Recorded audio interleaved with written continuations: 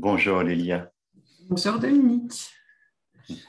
Aujourd'hui, tu vas nous expliquer quel est l'intérêt d'avoir un regard fixe pendant la méditation. Est-ce que tu peux nous en dire un peu plus? Et en quoi ça consiste un regard fixe? Oui. Alors, c'est pas le mot fixe que j'aimerais garder, parce que ça fait sacrément rigide, mais ça, je pense plutôt à la fixation du regard, c'est-à-dire à l'immobilisation de la prunelle des yeux. Et il y a deux modes de méditation. Aujourd'hui, on va en voir qu'un. Il y a le mode de méditation, c'est le regard avec les yeux ouverts en regardant dans les yeux de quelqu'un d'autre. Et ça, c'est une méditation en particulier de couple, une méditation en tout cas à faire évidemment à deux, en dyade. Et il y a l'autre, c'est les yeux fermés ou les yeux mi-clos pendant une méditation assise. C'est de garder la conscience d'arrêter complètement toute mobilité du globe oculaire et aussi la mobilité des paupières, ce qui est relativement difficile. Et vu que les paupières ont aussi un rôle d'humecter euh, les muqueuses de l'œil, et de rester pendant longtemps, parce que si on peut le faire, on peut le faire jusque pendant une demi-heure, le regard complètement posé et immobile, sans cligner des yeux. On peut avoir des larmes qui coulent, ça peut brûler, etc. Et dans ce cas-là, c'est vraiment d'essayer d'arrêter, vraiment de supporter cela. C'est jamais dramatique. Si ça devenait dramatique pour quelqu'un qui a les yeux secs déjà, et puis que c'est un problème et qu'il n'y ait pas de larmes qui coulent, ben, il suffit de cligner des yeux une fois, puis ça passe. C'est pas une obligation rigide. Alors, et pourquoi faire cela? Une petite question avant. Est-ce qu'on fixe un point quand on a les yeux ouverts et est-ce que le reste, et comment est aussi le reste du corps? Alors, déjà, ça se place dans une immobilité corporelle que j'aime bien, qui soit non rigide, hein. Et là, il y a plusieurs options. Il y a les yeux complètement fermés. Là, évidemment, il ne pose pas le problème des paupières. Il y a les yeux entrouverts, en regardant sur le sol d'une façon déposée, tranquille, à peu près 1,5 m, 2 m devant soi. Et il y a alors une méditation encore plus précise qu'on appelle Tratak, qui est de fixer, par exemple là j'ai un petit point lumineux d'une veilleuse qui est là-bas, de regarder à peu près à l'horizontale, ou un petit peu plus bas que son horizontale, pour ne faire aucun effort, et de regarder un point lumineux qui peut être la flamme d'une bougie, qui peut être une petite lampe, qui peut être une fleur, et de se servir de ça pour fixer le regard. Et quand je fais ça, ce qui se passe, pourquoi arrêter le regard? Parce que le regard est continuellement, le globe oculaire est continuellement relié au flux des pensées. Mm. Et même si je pense à quelque chose, si je cherche quelque chose, si j'essaie de sentir, de me rappeler, tout ça, il y a tout le temps un mouvement, un mouvement même minime des globes oculaires. Et de chercher cette immobilité absolue avec le minimum de tension a un effet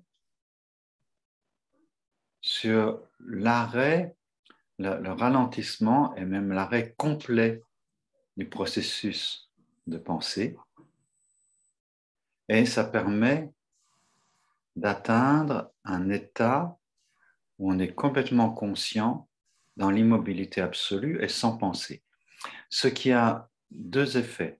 C'est que d'une part, on découvre l'état de conscience sans penser, Et d'autre part, dans cet état de conscience sans pensée, nous plongeons dans, je dirais, quelque chose qui a à voir avec le vide quantique, avec le vide intérieur, et qui est aussi l'endroit le plus régénérant, dans le silence complet,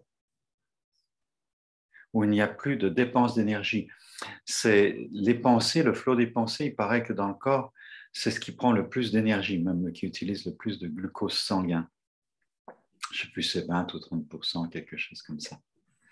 Et là, dans cette immobilité, c'est un endroit de régénération, où on plonge, c'est comme une expérience de plonger dans la source. Alors voilà, donc je rappelle, soit les yeux complètement fermés, soit les yeux entrouverts, soit là, en fixant un point devant soi. Et je te propose, avec ceux qui écoutent, de faire une expérimentation de quelques minutes.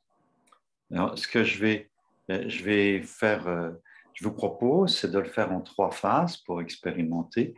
Repérer dans la pièce qu'il y a des, un objet devant vous que vous pouvez regarder, qui est à peu près devant vous. Vous pourrez le fixer les yeux grands ouverts. Et puis c'est tout. Voilà.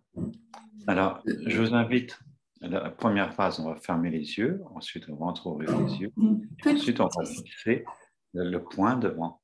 Petite question, est-ce qu'il y a une distance particulière qui peut aider dans cet exercice?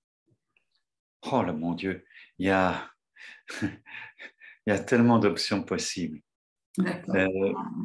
On peut fixer son regard sur le bout de son nez ou à une distance de quelques centimètres de son nez.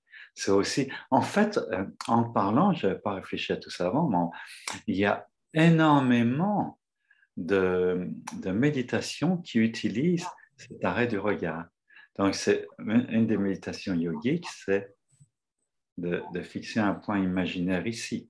Mais ça peut être de fixer un point imaginaire à l'intérieur du corps, légèrement en retrait de ce qu'on appelle le troisième œil, le front ici. Donc, il y a toutes ces possibilités.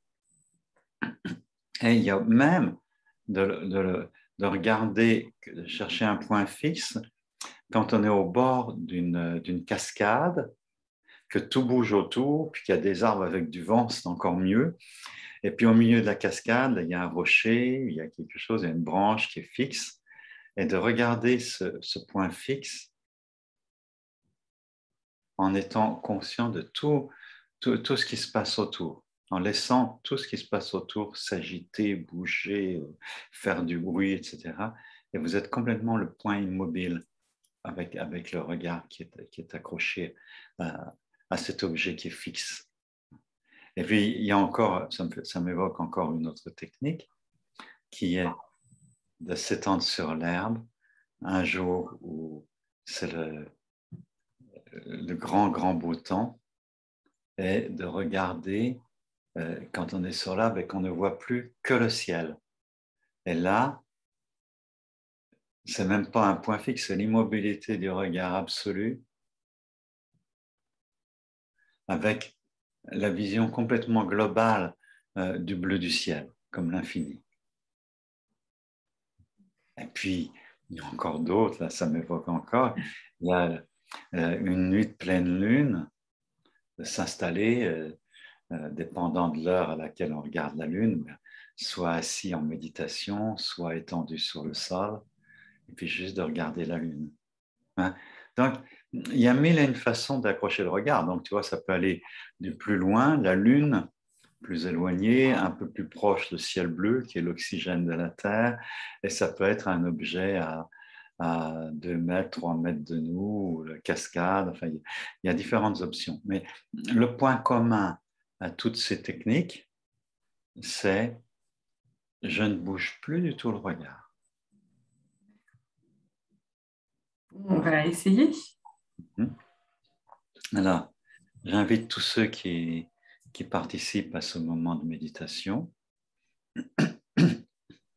à fermer les yeux, à prendre conscience de la respiration qui se passe toute seule, ou que vous la sentiez dans le nez, dans la gorge, dans la poitrine, dans le ventre,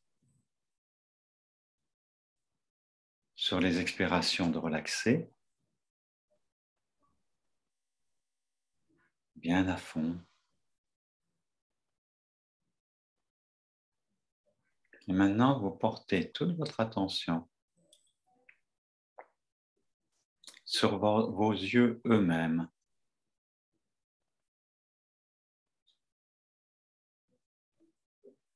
Faites de votre mieux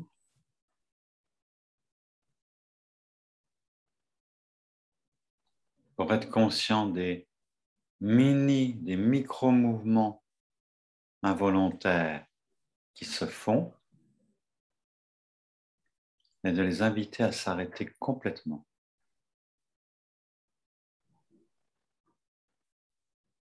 Même les yeux fermés, il y a parfois un réflexe de cligner ou une petite nervosité dans l'œil.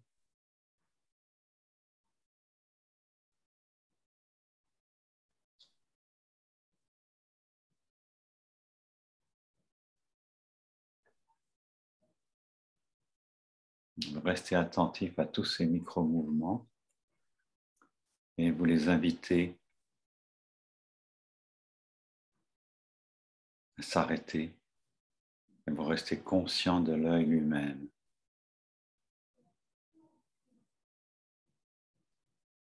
En même temps que vous avez le regard en arrêt, vous pouvez avoir une conscience globale de l'ensemble de ce qui se passe dans votre corps et dans l'environnement. Mais votre regard arrêté est comme le centre de la cible pour l'archer.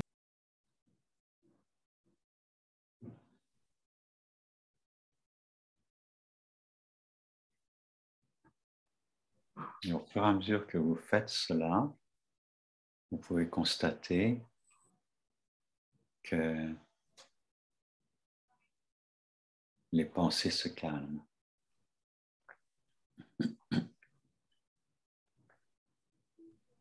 Je vous laisse 2 minutes en silence pour pratiquer.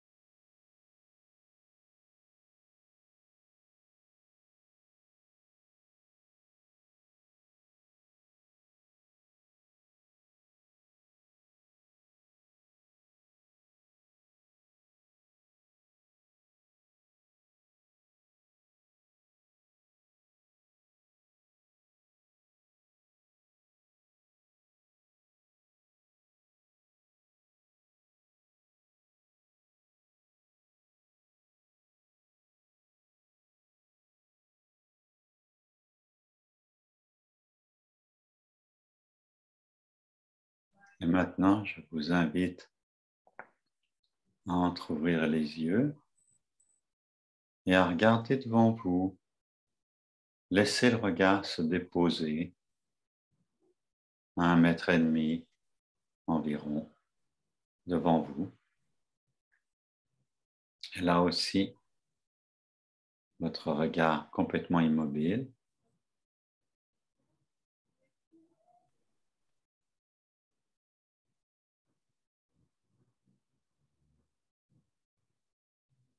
Vous êtes comme à mi-chemin, en même temps conscient de votre monde intérieur et du monde lumineux, des formes et des couleurs autour de vous, ce qui filtre à travers vos yeux entrouverts. Vous cherchez l'immobilité totale du globe oculaire et des paupières. Vous résistez à l'envie de cligner des yeux.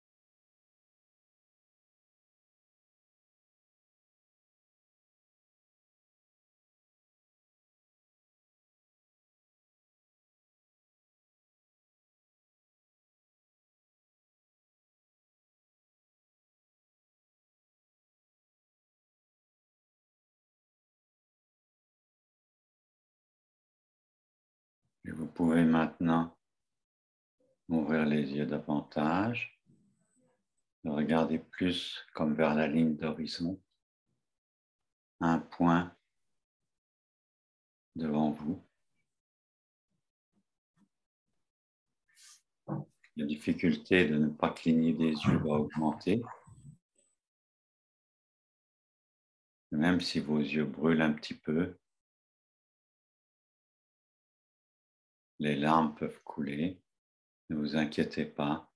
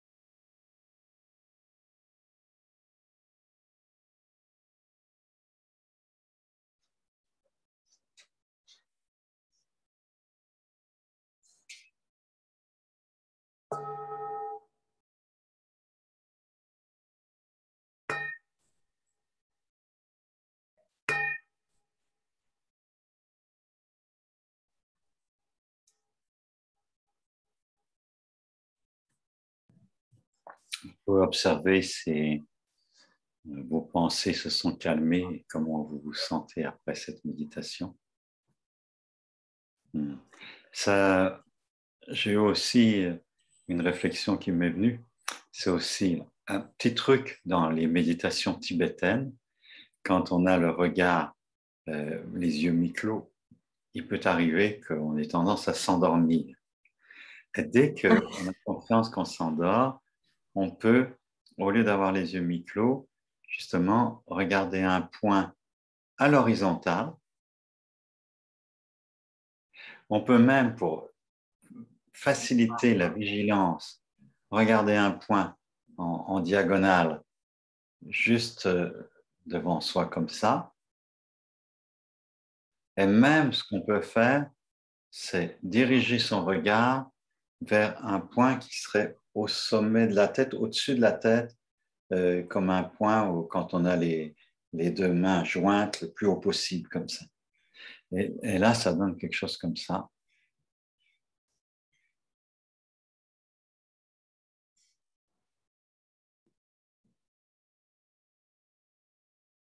Et ça a tendance à réveiller, à stimuler tout l'organisme, à faire circuler davantage l'énergie. Ben voilà, maintenant, vous qui nous avez écoutés, vous avez le choix entre différentes techniques en fixant le regard.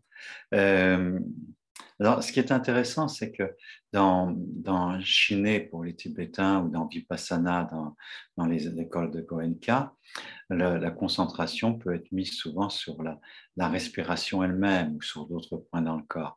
Et là, ça peut être une méditation à part entière, c'est le regard. Et c'est dans la méditation où il y a l'objet, on appelle ça l'objet primaire de l'observation, autour duquel tout se place. Par exemple, je ressens la respiration au niveau de mes narines. C'est le point focal premier de ma méditation, c'est l'objet primaire. Et en même temps que je fais ça, ce qui est magnifique, c'est si j'arrive à garder conscience de l'ensemble. En même temps que je prends conscience de la respiration ici, en même temps, tout l'univers est présent dans les limites de la perception de mes organes sensoriels. Voilà, je te remercie d'avoir médité avec moi, Lilia. Merci.